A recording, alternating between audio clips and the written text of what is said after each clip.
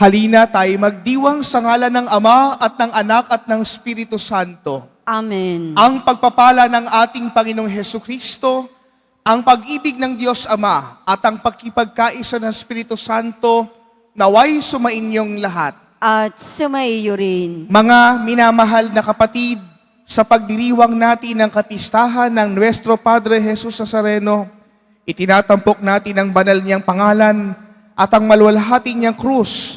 Nagkatawang tao ang anak ng Diyos para sa ating kaligtasan. Sa krus, ipinahayag ang kanyang dakilang awat pag-ibig para sa sangkatauhan. Kay Jesus, bubukal ang ating pag-asa at lakas upang pasanin din natin ang ating mga krus ng may pananalig, pagsunod at pag-ibig. Sa pasimula ng ating banal na pagdiriwang, mapagpakumbaba nating aminin at talikuran ang ating mga nagawang kasalanan. Poong Jesus Nazareno, ikaw ang larawan ng Diyos ng pag-ibig. Panginoon, kaawaan mo kami. Panginoon, kaawaan mo kami. Poong Jesus Nazareno, ikaw ay nagtiis ng maraming hirap at kamatayan sa krus para sa aming mga kasalanan.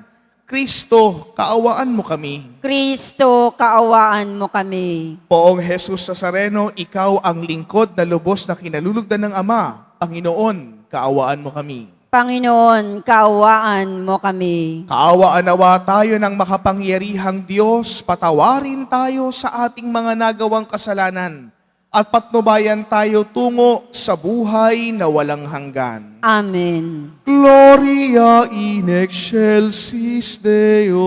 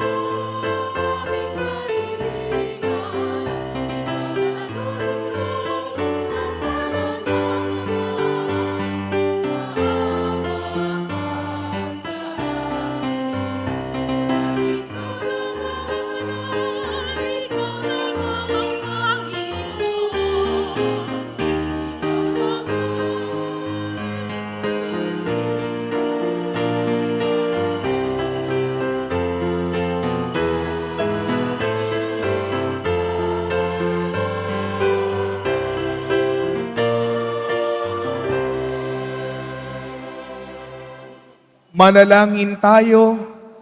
Ama naming makapangyarihan, nilobong akuin ng iyong anak ang krus at kamatayan upang ang sangkatauhay matubos at mabuhay. Ang pag-ako namin sa krus at kamatayan dito sa lupa, ayon sa diwa ng pagsunod sa iyong loob, ay ginanap ng iyong anak, ay magpaging dapat nawa naming kamtin ang lubos na katubusan at pagkabuhay sa iyong piling. Sa pamagitan ni Hesukristo, kasama ng Espiritu Santo, pagpasawalang hanggan. Amen. Magsipo muna po ang lahat. Pagbasa mula sa aklat ng mga bilang. Noong mga araw na iyon, Nainip ang mga tao sa pasikot-sikot na paglalakbay. Nagreklamo sila kay Moises. Inalis mo ba kami sa Ehipto para patayin sa ilang na ito? Wala kaming makain ni mainom. Sawa na kami sa walang kwentang pagkain ito. Dahil dito, sila'y pinadalhan ng Panginoon ng makamandag na ahas, at sino mang matuka nito ay mamamatay. Kaya lumapit sila kay Moises. Sinabi nila, nagkasala kami sa Panginoon at sa iyo. Idalangin mo sa kanyang paalisin ang mga ahas na ito. Dumalangin nga si Moises at ganito ang sagot sa kanya ng Panginoon. Gumawa ka ng isang ahas na tanso. Ilagay mo iyon sa dulo ng isang tikin at sino mang natuklaw ng ahas na tumingin doon ay hindi mamamatay. Gayon nga ang ginawa ni Moises. Mula noon, lahat ng matuklaw ng ahas, ngunit tumingin sa ahas na tanso ay hindi namamatay. Ang salita ng Diyos. Salamat sa Diyos. Hindi nila malilimot ang dakilang gawa ng Diyos. Hindi nila malilimot ang dakilang gawa ng Diyos. Kayo ngayon ay makinig sa turo ko, mga anak. Iyong dinggit ulinigin, salita kong binibigkas. Itong aking sasabihin ay bagay na talinghaga. Nangyari pa noong una, kaya ito'y mahiwaga. Hindi nila malilimot ang dakilang gawa ng Diyos. Datapwat noong sila'y lilipunin na ng Diyos, nagsisi ang karamihat sa Kanya'y nagbalik loob. Noon nila nagunitang ang sanggalang nila'y ang Diyos. Ang kataas-taasang Diyos ay kanilang manunubos. Hindi nila malilimot ang dakilang gawa ng Diyos. Kaya't siya'y pinuri ng papuring hindi tapat, pagkat yaoy pakunwarit balat kayong matatawag.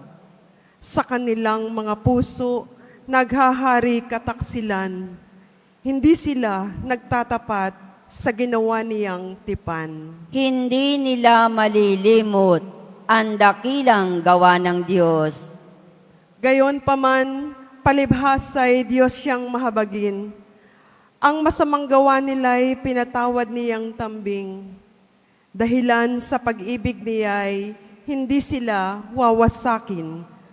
Kung siya may nagagalit, ito'y kanyang pinipigil. Hindi nila malilimot ang dakilang gawa ng Diyos.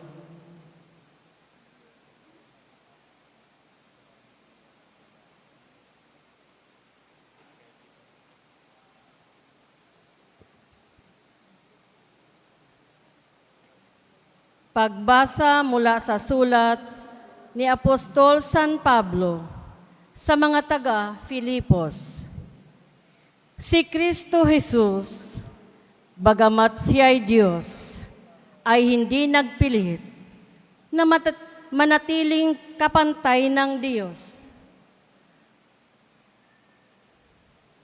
Bagkus, hinubad niya ang lahat ng katangian ng pagka-Diyos. Nagkatawang tao at namuhay na isang alipin.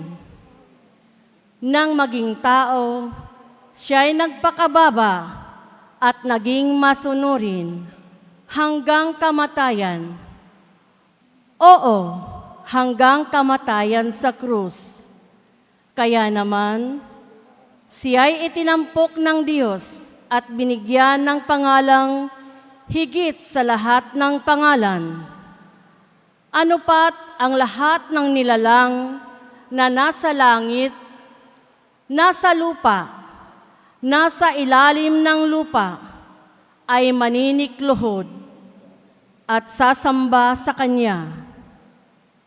At ipapahayag ng lahat na si Hesu Kristo ang Panginoon sa ikararangal ng Diyos Ama. Ang salita ng Diyos. Salamat sa Diyos. Magsitayo po ang lahat.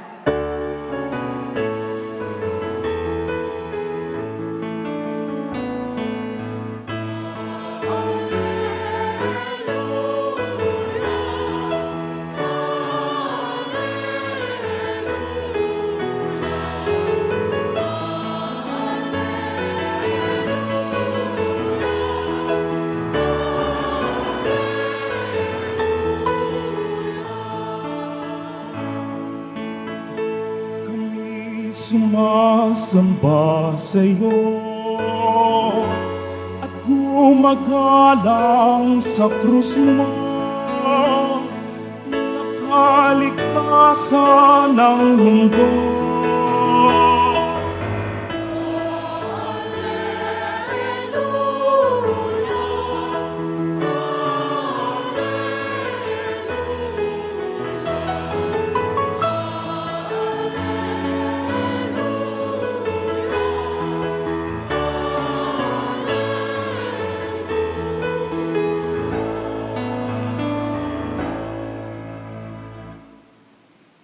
Sumainyo ang Panginoon. At sumaiyo rin. Ang mabuting balita ng Panginoon ayon kay San Juan. Papuri sa iyo, Panginoon.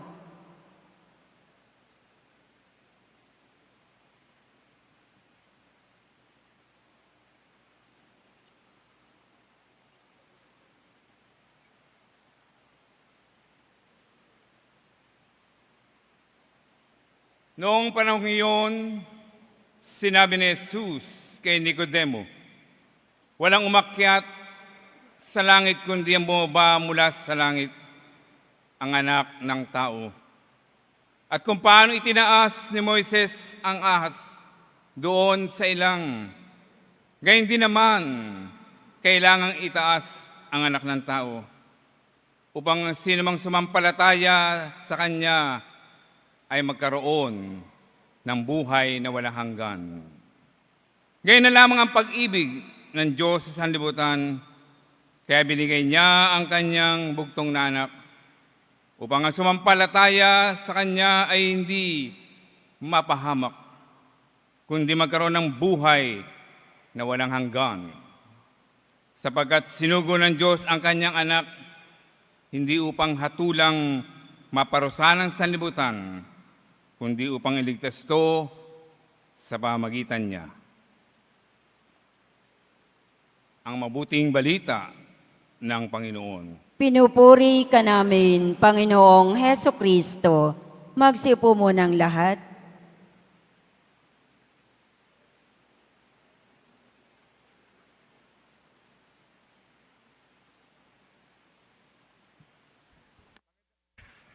Magandang umaga po sa inyong lahat. Palakpakan natin ang Panginoon.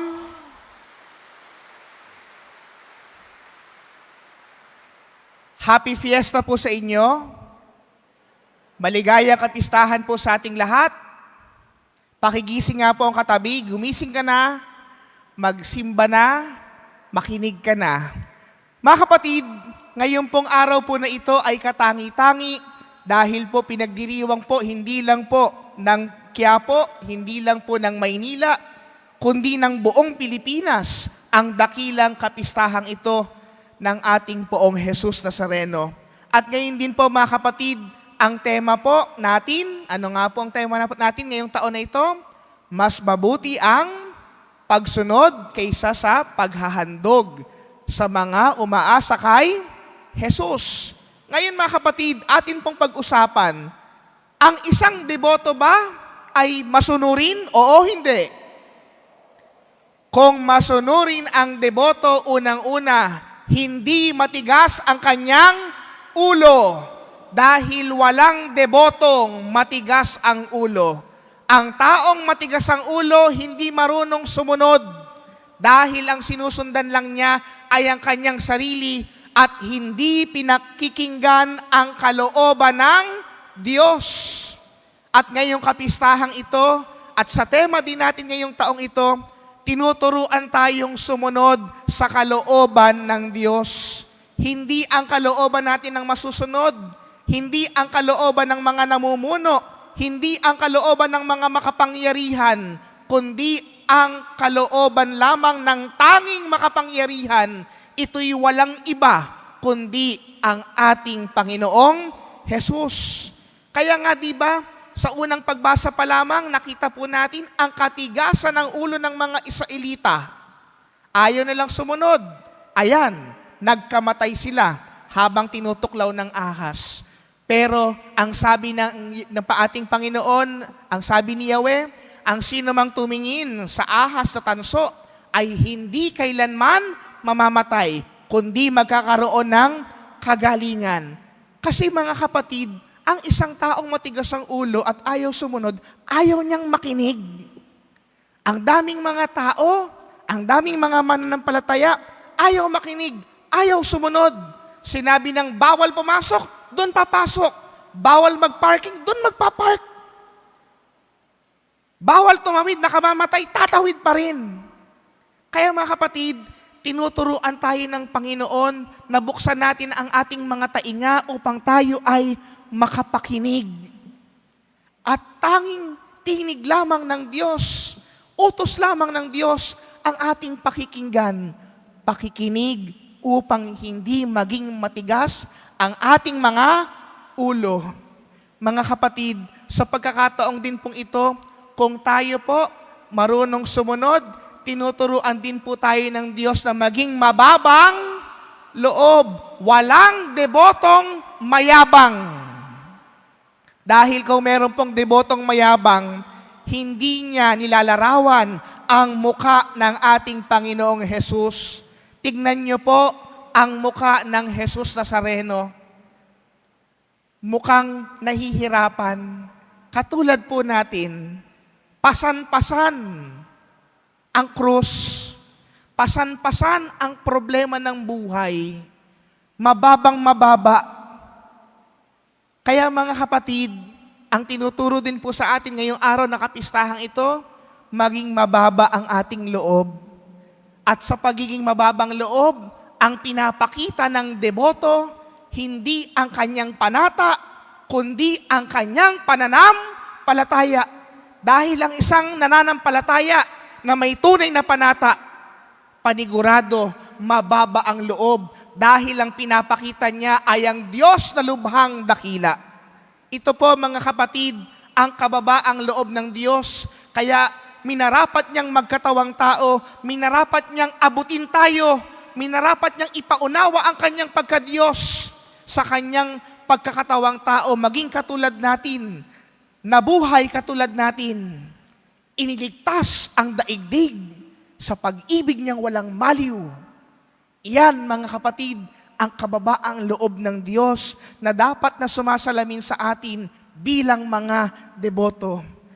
At sa huli, mga kapatid, kung tayo hindi matigas ang ulo, kung tayo mababa ang ating loob bilang deboto, alam niyo po, ang tinuturo po sa atin at lagom ng lahat ng ito, ang tunay na deboto palaging nagpapakatotoo. Sabihin mo nga sa katabi mo, magpakatotoo ka. Kasi po mga kapatid, alam po ninyo, napakahirap pong mabuhay sa kasinungalingan. Kahit man din po ako, akala ko ang pagsisinungaling, pwede kang tumakas, pwede kang makalusot, pero hindi mo nalalaman ang pagsisinungaling pala'y lalong makapagbabaon sa iyo upang ikay masira. Kung talagang ikay tunay na deboto, nagpapakatotoo tayo dahil sa Jesus, kailanman hindi nagsinungaling sa atin. Laging totoo ang kanyang pag-ibig, laging totoo ang kanyang pananampalataya, laging totoo ang kanyang pangako, pangakong kaligtasan para sa ating lahat. Kaya po mga kapatid, sa pagpapatuloy po ng ating banal na pagdiriwang na ito, sa ating pagtanggap ng banal na Eucharistia, pasasalamat natin sa Poong Jesus Nazareno. Nawa tayong lahat matuto na maging mababang loob, matutong maging totoo, matutong masumunod sa kalooban ng poon nating Diyos. Sa ngalan ng Ama at ng Anak at ng Espiritu Santo. Magsitayo po ang lahat.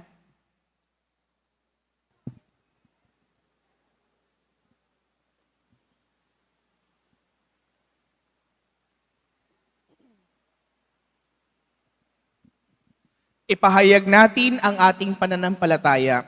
Sumasampalataya ako Sa Diyos, amang makapangyarihan sa lahat, na may gawa ng langit at lupa. Sumasampalataya naman ako kay Hesu Kristong iisang anak ng Diyos, Panginoon nating lahat. Nagkatawang tao siya, lalang ng Espiritu Santo.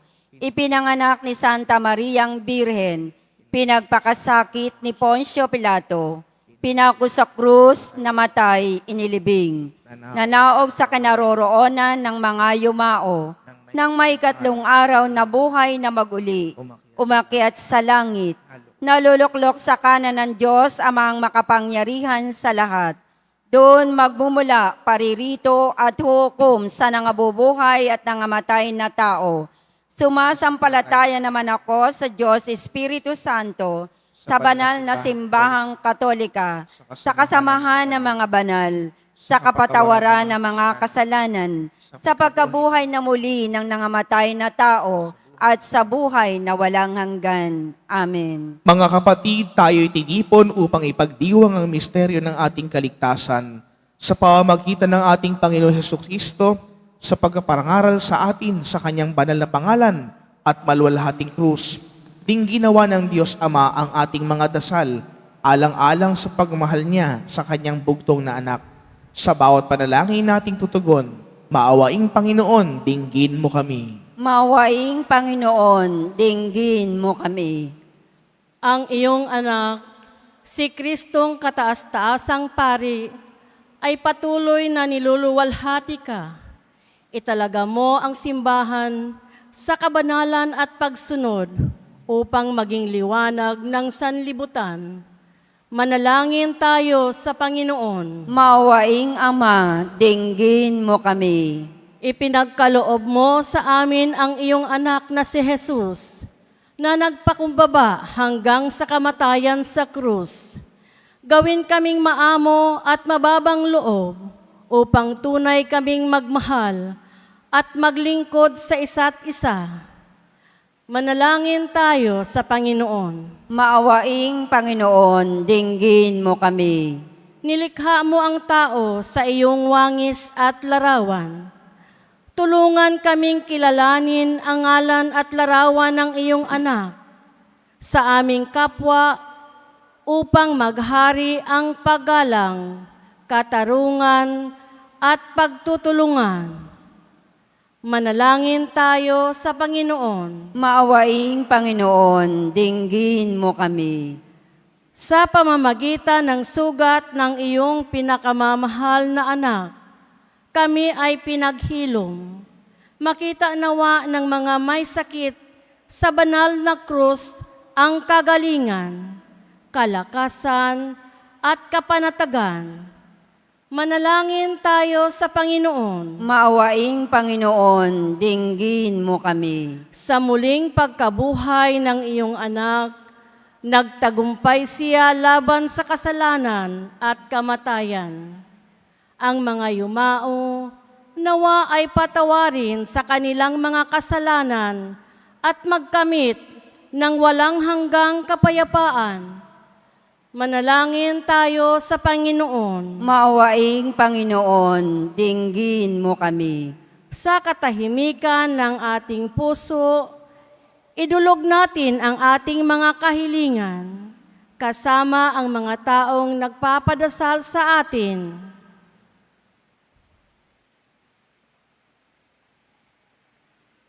Manalangin tayo sa Panginoon. Maawaing Panginoon, dinggin mo kami. Bawaing Ama, para sa iyong kapurihan at aming kaligtasan, pakinggan mo ang aming mga panalangin. Nawa ang sambayan ng tinamo sa iyo ni Jesu Kristo, sa pamamagitan ng kanyang dugo ay makabahagi sa kapangyarihan ng kanyang krus at muling pagkabuhay, upang sila'y maging katulad niya na isang walang katapusang pag-aalay sa iyo. Hinihiling namin ito sa pamamagitan ni Kristong aming Panginoon. Amen. Magsiupo muna ang lahat.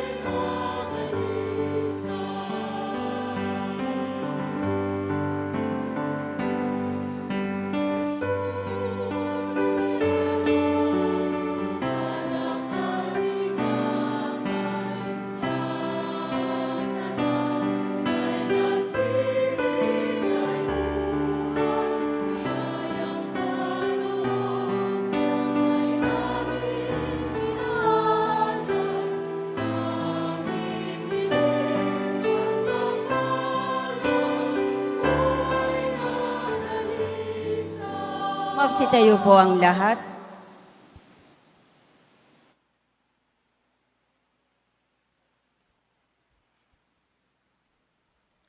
Manalangin kayo mga kapatid upang itong paghahain natin ay kalugdan ng Diyos amang makapangyarihan. Tanggapin nawa ng Panginoon itong paghahain sa iyong mga kamay, sa kapurihan niya at karangalan, sa ating kapakinabangan at sa buong sambayanan niyang banal. Ama naming lumikha sa ikapagpapatawad ng mga kasalanan, maganap nawa ang paghahain ito na sa dambana ng krus ay siyang pumawi sa kasalanan ng buong mundo sa pamamagitan ni Hesu Kristo kasama ng Espiritu Santo magpa sa walang hanggan. Amen. Sumainyo ang Panginoon. At sumaiyo rin. Itaas sa Diyos ang inyong puso at diwa. Itinaas na namin sa Panginoon. Pasalamatan natin ang Panginoong ating Diyos. Marapat na siya ay pasalamatan. Ama naming makapangyarihan, tunay ngang marapat na kay aming pasalamatan.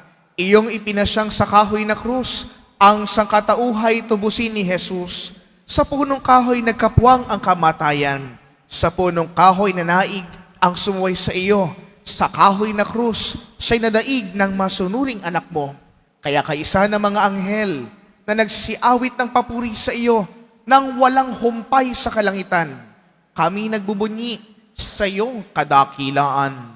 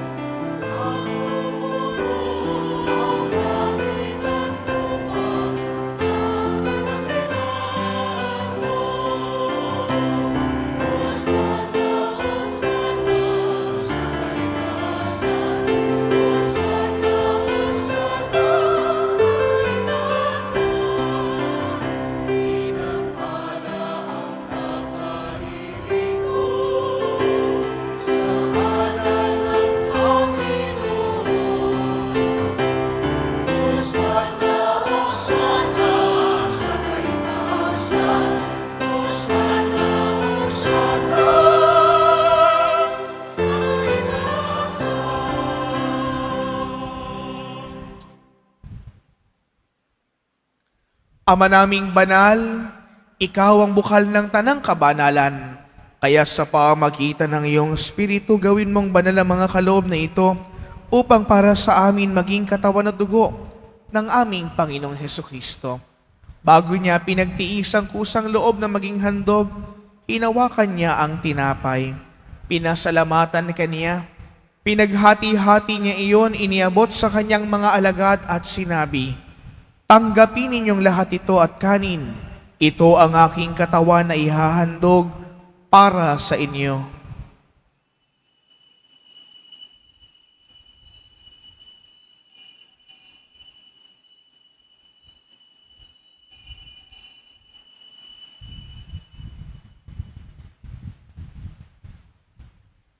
Gayun din naman ang matapos ang hapunan, hinawakan niya ang kalis. Muli kanyang pinasalamatan.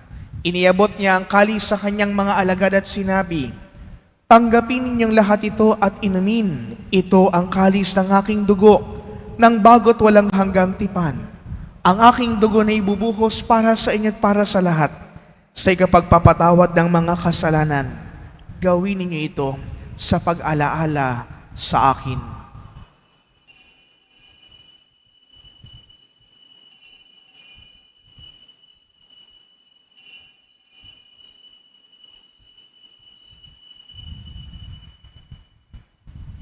Magsitayo po ang lahat. Mysterium Fidei.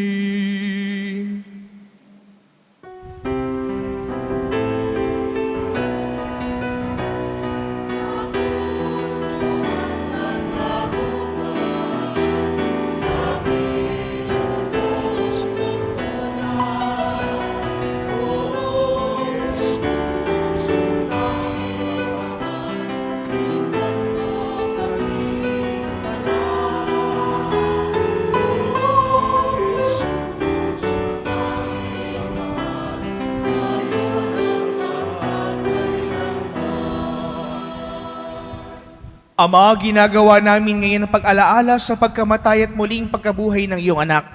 Kaya't iniaalay namin sa iyo ang tinapay na nagbibigay buhay at ang kalis na nagkakaloob ng kaligtasan. Kami nagpapasalamat dahil kami iyong minarapat na tumayo sa harap mo para maglingkod sa iyo. Isinasamo po namin na kami magsasalo-salo sa katawan at dugo ni Kristo ay mabuklod sa pagkakaisa sa pamagitan ng Espiritu Santo. Ama, lingapin mo ang iyong iglesia na laganap sa daigdig. Puspusin mo kami sa pag-ibig kay San Francisco na aming Papa at ni Jose na aming Arsobispo at ng Tanang Kaparian. Alalahanin mo rin ang mga kapatid naming nahimlan may pag-asang sila'y muling mabubuhay gayon din ang lahat na mga pumanaw. Kawa mo sila at patuloyin sa iyong kaliwanagan. Kawa mo at pagkitapating kami lahat na makasalo sa iyong buhay na walang wakas. Kaysa naman labiring Maria na ina ng Diyos at ng kabiyak ng puso niyang San Jose, kaysa ng mga apostol ni Juan Bautista at ng lahat ng mga banal na namuhay dito sa daigdig ng kalugod-lugod sa iyo, may pagdiwang naman namin ang pagpupuri sa karangal mo sa pamagitan ng iyong anak namin Panginoon Jesucristo.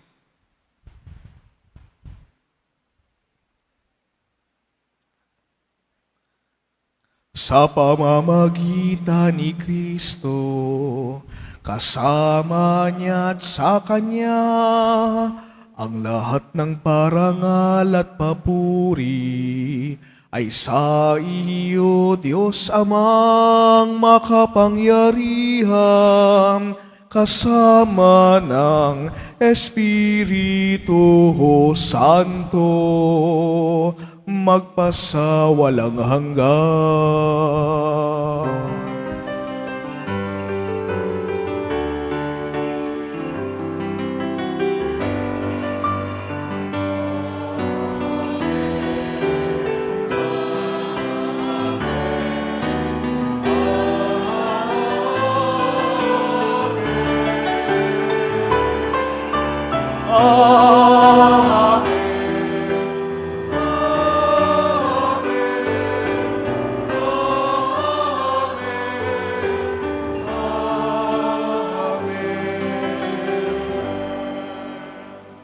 Bilang isang bayang buklod ng pag-ibig, sama-sama nating awitin, panalangin itinuro sa atin.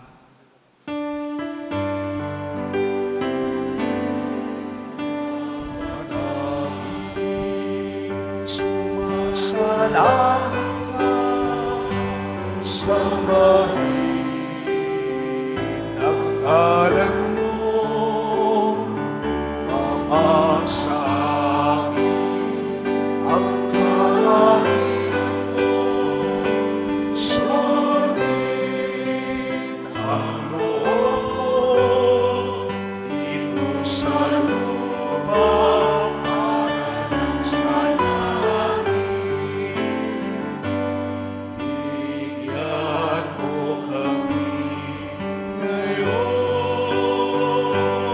ng aming kakanin sa araw-araw.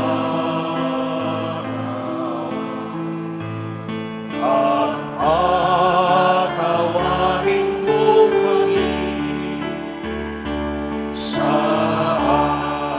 aming mga sala para ng pagpapatawad namin sa nagkakasala sa amin. At huwag mo kami ipahintulot sa tukso at iadya mo kami sa lahat ng masama. Hinihiling namin kami iadya sa lahat ng masama, pagkalooban ng kapayapaan araw-araw, iligtas sa kasalanan, at ilayo sa lahat ng kapahamakan. Samantalang aming pinananabikan ang dakilang araw ng pagpapahayag ng tagapagligtas naming si Hesu Kristo. Sapagkat iyo ang kaharian at ang kapangyarihan at ang kapurihan magpakailanman. Amen. Panginoong Hesu Kristo, sinabi mo sa iyong mga apostol, kapayapaan ang iniiwan ko sa inyo, ang aking kapayapaan ang binibigay ko sa inyo. Tunghayan mo ang aming pananampalataya at huwag ang aming mga pagkakasala. Pagkalooban mo kami ng kapayapaan at pagkakaisa ayon sa iyong kalooban, kasama ng Espiritu Santo, magpasawalang hanggan. Amen. Ang kapayapaan ng Panginoon ay lagi nawang sumainyo. At sumaiyo rin. Magbigayan kayo ng kapayapaan sa bawat isa.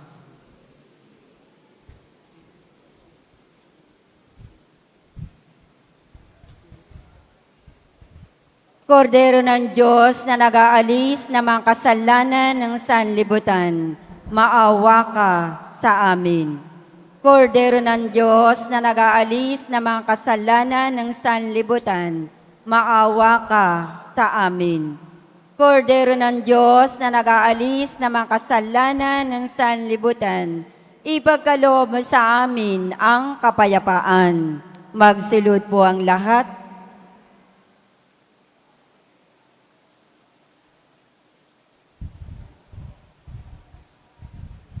Ito ang kordero ng Diyos.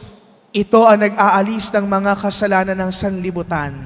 Mapalad ang mga inaanyayahan sa kanyang banal na piging. Panginoon, hindi ako karapat-dapat na magpatuloy sa iyo, ngunit sa isang salita mo lamang ay gagaling na ako.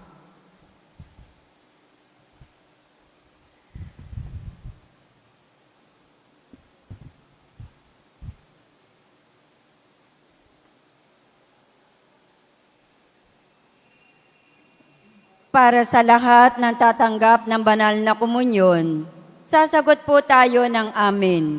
Pagkasabi ng pari o ng lay minister ng katawan ni Kristo at isubo agad sa bibig bago umalis sa harapan ng pari o lay minister.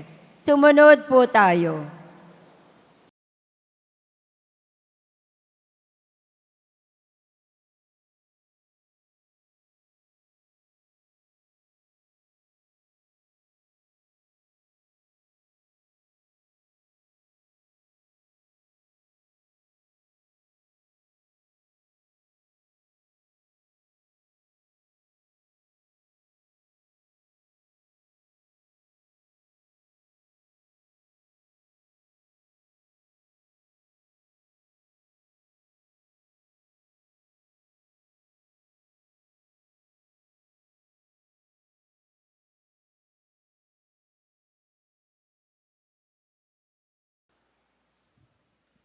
Manalangin tayo.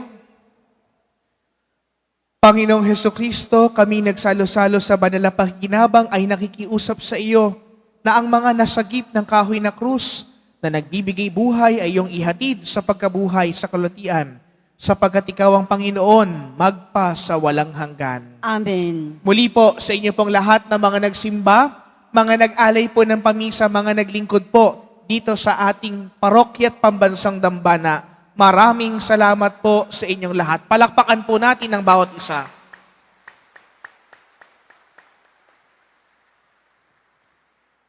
Sumainyo ang Panginoon. At sumaiyo rin. Mahal na poong Jesus Nazareno, inihayag mo sa pamamagitan ng krus ang walang maliw na pag-ibig ng Diyos sa sangkatauhan. Pakinggan mo ang kahilingan lalo na para sa mga nangangailangan ng iyong tulong at awa. Makamtanawa namin ang iyong kasagutan na may utang na loob na tinatanaw. Basbasan din po ninyo itong mga imahen at dasalan upang lalo kaming manalangin at magtiwala. Sa pamamagitan ng bendisyon na ito, naway lalo kaming maging mapaglingkod, masunurin at tapat sa iyo na aming maluwalhating Panginoon, magpa sa walang hanggan. Amen. At pagpalain kayo ng makapangyarihang Diyos, ng Ama at ng Anak at ng Espiritu Santo. Amen. Naihandog na ang banal na misa, humayo kayong taglayang kapayapaan ng poong Jesus Nazareno. Salamat sa Diyos. Viva poong Jesus Nazareno! Viva poong Jesus Nazareno! Viva poong Jesus Nazareno! Palakpakan natin ang Panginoon.